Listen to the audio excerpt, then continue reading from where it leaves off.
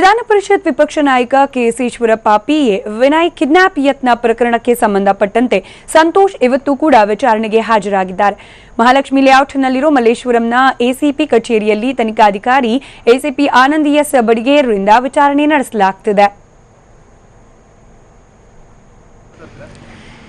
KS Eshwarappa PA Vinay kidnap ಪ್ರಕರಣದಲ್ಲಿ BJP ರಾಜ್ಯಾಧ್ಯಕ್ಷ BS Yediyurappa PA Santosh ಹೆಸರು ಕೇಳಿಬಂದಿತ್ತು.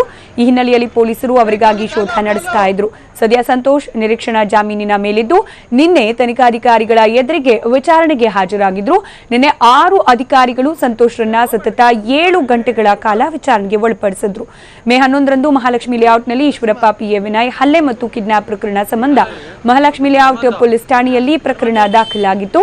ಈ ಪ್ರಕರಣಕ್ಕೆ ಸಂಬಂಧಪಟ್ಟಂತೆಯೇ ವಿಚಾರಣೆಗೆ ಹಾಜರಾಗಬೇಕು ಅಂತ ಹೇಳಿ ಸಂತೋಷ್ಗೂ ಕೂಡ ನೋಟಿಸ್ ನೀಡಲಾಗಿತ್ತು. ಈ ಹಿನ್ನೆಲೆಯಲ್ಲಿ ನಿನ್ನೆ ವಿಚಾರಣೆಗೆ ಹಾಜರಾಗಿದ್ದ ಸಂತೋಷ್ಗೆ ಎಸಿಪಿ ಆನಂದ್ ಜೊತೆ ಉತ್ತರ ವಿಭಾಗ ಡಿಸಿಪಿ ಚೇತನ್ ಸಿಂಗ್ ರಾಥೋರ್ ಹಾಗೆ 4 ಮಂದಿ ಇನ್ಸ್ಪೆಕ್ಟರ್ಗಳು ಬೆವರಿಳಿಸಿದ್ರು.